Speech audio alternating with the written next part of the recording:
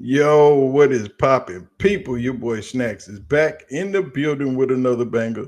And you know how we do before we get started, we got to give a shout out to you, the viewer, for taking the time out to watch this video. But while you're here, do us a solid, hit that like button, hit the subscribe button, and don't forget to turn your post notification bell on so you'll know we go live or drop this heat. You know what I'm talking about? And you know there will not be a video without the big ups to our ladies, the beautiful, the CU aunties. And when you see the CU aunties in the chat or in the comment section, make sure you do us a solid and say what's up to the ladies and do what we got to do. You know what I'm talking about? Please be respectful at all times, because if not, we will have to see you in these internet streets. And I don't think you want that, but it is what it is. Coach Prime dropped the bomb on us the other day. I haven't had a chance to talk about it because your boy been kind of busy.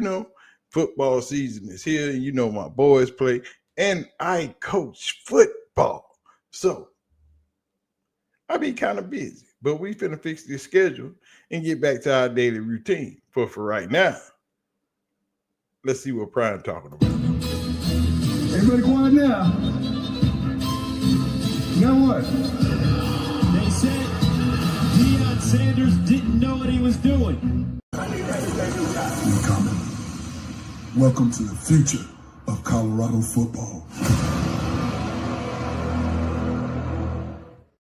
Oh yeah, it's game week, and Delaware is coming to Colorado to play the CU Buffs this Saturday. After the loss to Georgia Tech, Colorado finds itself 0-1 on the season and ready to bounce back with the win over Delaware and try to get this thing started. And last week, as we know, our boy Kaden Salter went 17 to 28, 159 yards, passing, one touchdown, one rushing touchdown. So, it is what it is. But we are back, and Coach Prime dropped the news on us that our boy,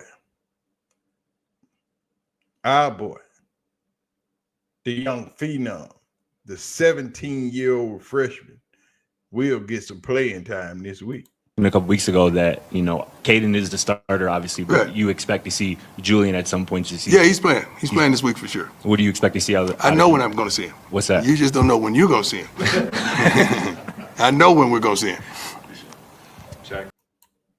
Oh, yeah, you're going to see it. The young freshman phenom, JuJu Lewis, will most definitely take the field this weekend alongside his senior partner, Kaden Salter, headed by NFL quarterback coach Byron Leftwich, will be leading the charge, getting both of these young men ready to be superstars this weekend. But we know Kaden Salter didn't have the performance that we thought he would have in this opener, and he made some unlikely decisions. Didn't run the ball when we thought he should run the ball. Tried to be more of a passing quarterback than a dual threat quarterback. And the CU aunties, they ain't kind of like that. They had a small little message for Kaden. So, thing is, K-Salt, you are not Shedeur, and we don't expect you to be Shedeur. You are a dual threat quarterback. Do your job. Get out of your head and do your job. If you see a hole, run. And we want you to run. Yes. Don't think about it. Don't throw them old funky Let's talk donkeys. about that some more, because I feel like yeah, and that is true. He's a dual threat quarterback. And when he see the hole, just go get it. Don't worry about what people think about your passing percentage, your passing yards. All that's going to take place within the natural order of the game. But you do what you do best. Do what you are destined to be and be good at. Is both of them. Not one, but both. But Delaware coming to town, and the head coach had something to say about meeting Coach Prime and coming to Boulder and playing against the Buffaloes. Who are some of the guys on Colorado that are going to be really difficult, to deal with? Obviously, Conference USA people kind of know about the quarterback, with what he did at Liberty a couple of years ago. You mentioned the havoc that they caused on defense. Just how are some of the ways that this team can really challenge you guys and make it difficult for you guys? And who are some of their players who are really good at that in particular? Yeah. On the defensive side of the ball, I would say, the person that you can see flash a little bit more than everybody else is number 8, McKinney, their one corner. Great football player, talented. I think the thing that I've noticed overall, to answer your question too, less specifically, is a difference in speed. I think more than even some of the other FBS teams we've played since I've been here, I think the way that they make up, like they may lose in a one-on-one battle for a tick, and if you're not throwing that thing right on time, it's going to get deflected or picked off because the makeup speed is a little bit different than we're accustomed to. And I think you see the same thing on the offensive side.